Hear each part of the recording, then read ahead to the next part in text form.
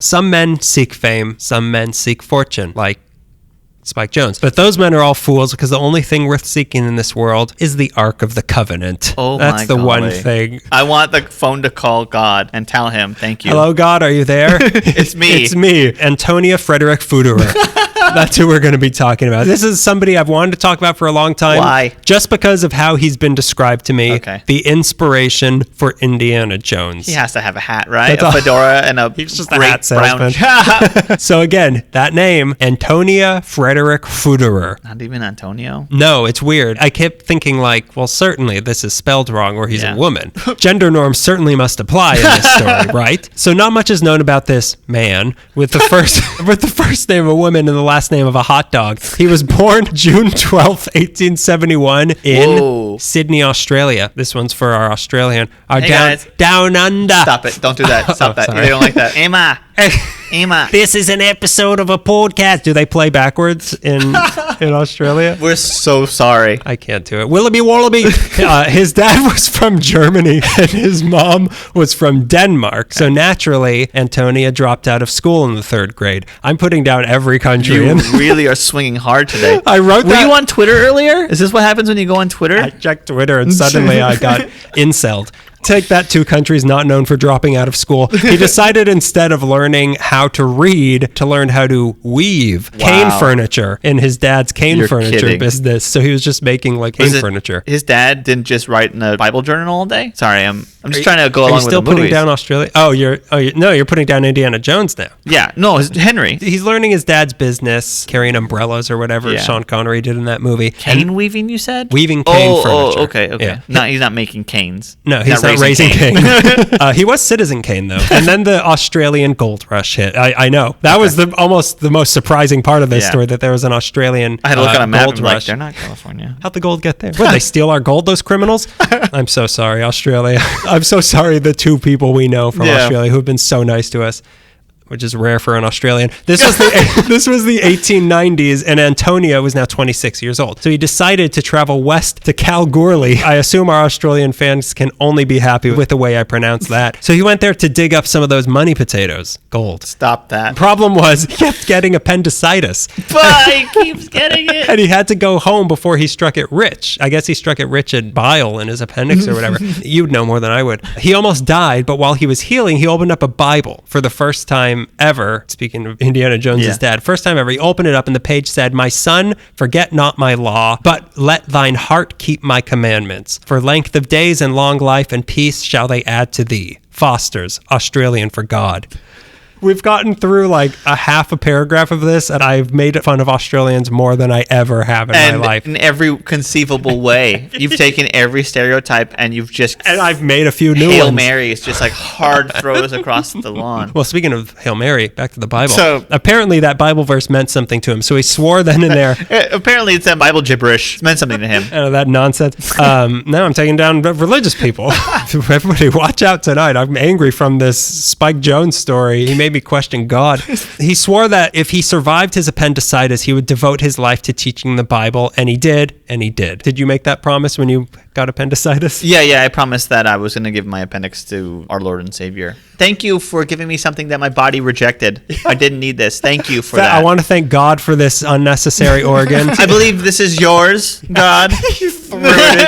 You threw it into the sky. Take it back. I want 2 peepees. Once he was strong enough, he went back to the gold fields of Western Australia, but this time instead of mining for gold, he was mining for gold. Oh my God. Keep the L. You take it back. You take it back. He started preaching across 3,000 miles of the Australian West to anyone who would listen. The worst Western I've ever heard of. Once upon a time in the Australian West. He has to reach for his holster, but it's a Bible. He got in a shootout with a kangaroo, a godless kangaroo. This sounds like he was the inspiration for not just Indiana Jones, but also both the main characters for There Will Be Blood.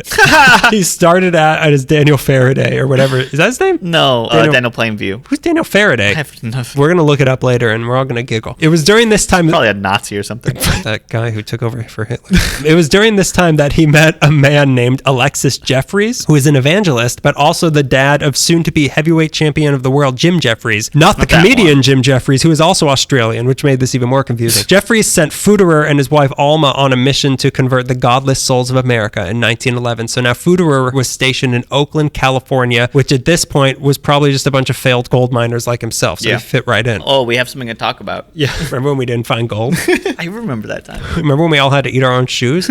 So here he was in Northern California trying to get everyone to convert to be really Christian before the hippies took over. And his secret weapon was the way he taught it that he had devised himself. He created a book in 1918 called Futterer's Biography Holy Land Bible Travelogue Rapid Visual System. It should probably just be 2 words, friend. But read the acronym, Greg. Is the acronym something? I wasn't paying attention to all the words. I'm trying to think of one more Australian thing to make fun of, but it's an acronym for Hugh Jackman. Hugh Jackman. Basically, what it was a dumbed-down, simplified version of the Bible with maps and pictures and family trees. Ooh, it's fun now. Yeah, it's Lord of the Rings and the Bible, the 2 most easy things to read. But the 2 things that set his system apart were that it came with slides. You're kidding. That you could project that showed drawings of scenes from the Bible that he had hand-colored. And more importantly, it had this giant chart that had everyone from the Bible's names and dates and lines connecting them all. Like a spreadsheet. It was so big that it took up an entire wall of your house. So when you put it up, you were looking at the entire story of the Bible in one glance. Wow. Using this biographic system, he would teach people 10 lesson courses on the Bible, and it would tell you everything you need to know to get you started on religious fanaticism of your very own. Eventually, he started moving south from Oakland, teaching his method to anyone who would listen until 1924 when he ended up in Los Angeles. So we're home, baby. We did it. He started a mission at Adams and Grand near USC where he was able to set up shop to teach people with this giant FBI sting operation flowchart of the Bible that he had going. But how did he? Jebediah was last singing with Ishmael. They're finding all the bodies in these squares where these red pins are. I think that this is where God's going to strike next. He's taken Sodom. He's taken Gomorrah. David and Goliath were found here. He's heavily fortified up on Mount Sinai. He called this place the Holy Land Bible Knowledge Society, and he wasn't restricted of who could attend. Anyone who believed in God could come. He was offering these classes, all faiths, anyone who was interested. Pretty soon, though, he changed the location of the society into his own house at 2215 Lakeview Avenue in Silver Lake. So if you've ever taken the 2 into Echo Park, you've driven right by it. Really? It's like right next to the freeway. If you're driving into Echo Park, I think it's on the right. It's probably a wall, but like if you were to look through that wall, if you had some sort of godlike powers, some sort of omnipotence, if you had somehow unleashed the powers of the Ark of the Covenant or something like that, which is what he was trying to get it for. I want to look through this wall. See my dog's okay. Did I leave the oven now? My dog's okay. Before I get home, I want to see if my dogs are okay before I get home and find out they're not okay. And remember that this was the time that Amy Semple McPherson was doing her religious thing just down the street, and they were actually friends, Futterer and McPherson. So now he was running a Bible. I can help you go missing. Go ahead. So now he was running a Bible society with classes out of his home. So it wasn't quite a cult, but he did have some of his students living there with him, and they had their own printing press to publish his teachings and hand out flyers. Nobody's been killed yet, so it's not a cult. He also apparently felt he could heal people because one time he saw a guy hunched over with a cane walking by his window, and Futterer healed him from the window, and the guy threw his cane away and ran to catch a bus. He probably just wanted, like, I need a discounted fare. Yeah. But then when I'm missing the bus. I can't do this long con anymore. It's taking too long. But now for the part about him that interested me, that what got us here, the hint of him being Indiana Jones. In 1926, he decided that just reading about all these things was one thing. What if he could go and find hard proof that the events of the Bible actually happened? Hell yeah. I want it. I want fingerprints. That year, he decided he was going to go to the Holy Land and find them for himself. He traveled to Israel, Palestine at the time, and the surrounding countries, which had names too. He started purchasing and collecting millennia-old artifacts and sending them back to LA as a growing collection of tangible objects from the old Bible days. Every note, this belongs in a museum. This belongs in a museum. This belongs in my museum. Ooh, an old thing. This belongs in my museum. This thing that I don't own. Apparently in Jericho, he also met and became friends with Henry Ford. Wow. Which must have been uncomfortable for Ford being around so many Jews, but I don't know what he was doing there. Aside from just buying old trays and meeting rich American anti-Semites, Futterer was in the Middle East for one thing, the Ark of the Covenant. Get it. So let's make this story, the story of the Ark of the Covenant, part of the official LA Meekly canon. Okay. Let me give a brief rundown of the Ark of the Covenant. Please. What do you know about the... I got a question for you. From what I know from only the movie, if I believe correctly, and I think you laughed at me before, it's a way to communicate with God.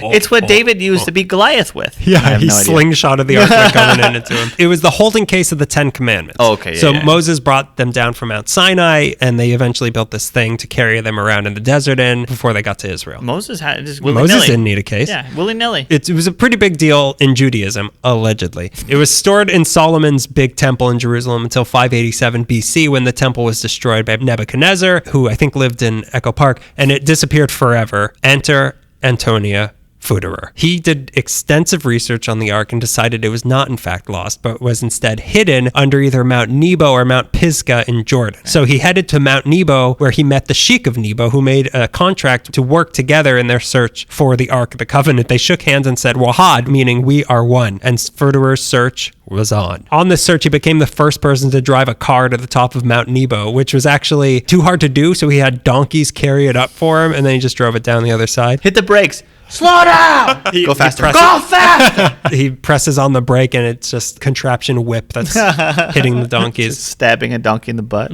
He looked for a while, but he wasn't finding anything, but he knew he had to be close. And one day, by chance, he found a cave that was blocked up with stones. So he moved the rocks, and he was lowered into the cave on a rope, and the walls on the inside were covered with very old, ancient art. He then followed a 600-foot-long corridor through the cave that led past many tombs and ended with 2 locked doors. It was directly underneath a church that I think is still on top of this mountain. So some people believe that the Ark was in this church. Yeah. This cave that he found was in the heart of the mountain underneath this church. Weird. According to him, there was an inscription above these doors. This might have been a giveaway that said, "Herein lies the golden Ark of the Covenant." What does that mean?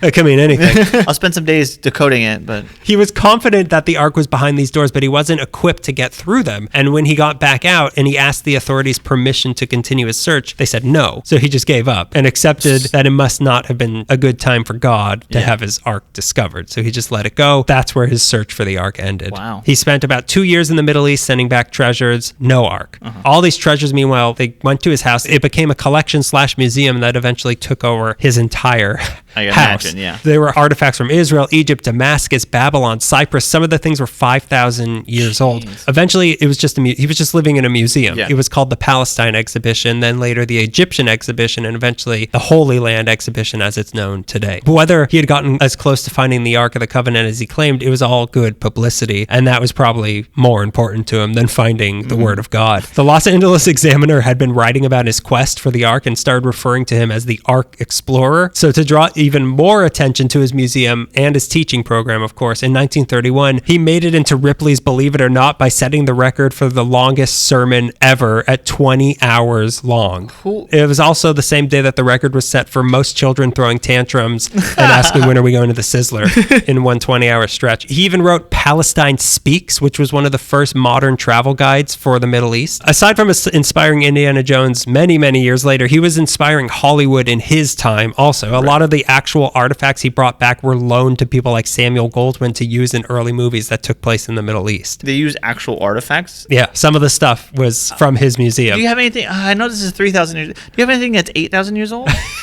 So you didn't bring back the Ark of the Covenant? We wanted to use it in... Gidget. We wanted to use it in a Gidget movie. No, that's way too late. The ideas and imagery he had brought back to Los Angeles is also rumored to have shaped the look of movies that came just after his time, like Ben-Hur and the Ten Commandments came from his sort of narrative of what the Middle East was like. And it wasn't just stuff in the museum that he got himself. People were also donating to his collection. At the 1933 World's Fair in Chicago, a group of Egyptologists had an exhibition on ancient Egyptian artifacts there, but they didn't want to have to bother transporting it all back to Egypt, so they just gave it to him. Whoa, really? The carry-on policy is kind of crazy. They changed the rules since the thing started. Now King Tut has to buy his own seat. Have we talked about, it was some... Walk like an Egyptian, the Bengals? Oh, that's what I meant. Is that by No Doubt? There was the mummy of some pharaoh that they were transporting out of Egypt to like England or something, and they made it get a passport. You're kidding. Haven't seen this picture? So no, I have it's not. The funniest thing I've ever seen. It's a passport photo of a 3,000-year-old desiccated face, and it says his name like Tutemhotep III, profession pharaoh.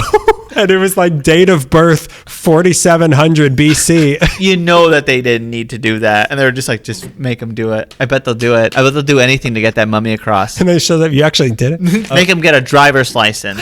Make him get a Staples Rewards card. Does he have a checking account? So they have this sarcophagus that's 2,700 years old. They have ears of a type of Egyptian corn that's extinct. Whoa. But they have it. I guess it's not extinct. They have a salt stone that's believed to be a piece of the woman who looked back at Sodom as it was being destroyed and turned into salt. Wow. So there's a piece of her there. There's more modern objects as well. They have props from Casablanca and a bunch of Rudolph Valentino stuff and the praying Jesus wood carving that was in one of the old rooms at Clifton's. That might sound weird to have next to a piece of the biblical salt lady, but it still all fits the theme of the people, places, things relating to this romantic vision of the old Middle East that Futterer was cultivating. Casablanca, Rudolph Valentino, the Sheik and all that, which at the end of the day, as well intended as his intentions of teaching the Bible to people might have been, he was also marketing the idea of the Holy Land to people. His house/museum used to even have this thick garden of palms out front of it, so you got the feel of it. He had even at one point tried to raise money to build a tourist resort on Mount Nebo. Not gonna go over well, I'll tell you right now. I know you don't want me crashing through history and finding the sacred Ark of the Covenant, but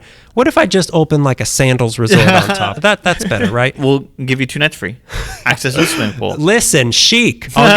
You can have towels every day. He left LA for good in 1949 and moved to Cyprus, where he died on my birthday, September 25th, 1951. Mark Hamill's birthday, 1951. His legacy was carried on by his secretary after he died, who used his notes to make a little booklet called Adventures of the Golden Ark Explorer, which perpetuated the mystique of Futterer. Yeah. And the Holy Land exhibition is still there today at the same location. It's now run by Betty Shepard and her daughter Karen, who have been tending the place and living there for close to 40 years. Wow. And you can take a tour with them. They have no website to visit, so you have to call them. It costs $250 and lasts about 2 hours. And at the end of it, you get some grape Kool-Aid and a tea cracker and a sucking candy. That sounds nice. Did you take it? No, I because it's like a personal tour, so I'm uncomfortable going without you. Okay, that's fair. You want me to mispronounce stuff? And like, this guy's an idiot, right? We're all friends. Does he even know who Beelzebub is? This guy's so stupid, right? Betty. But there was another who also carried on Futterer's work into the modern era, aside from George Lucas. In 1981, a guy from Kansas named Tom Croster got a hold of Futterer's notes on where he believed he had found the Ark of the Covenant, and he went to that cave. Wow. Through the corridor, found the locked doors again. However, instead of asking for permission like Futterer did, he broke the doors down illegally. This was Halloween 1981. Wow. Which sounds...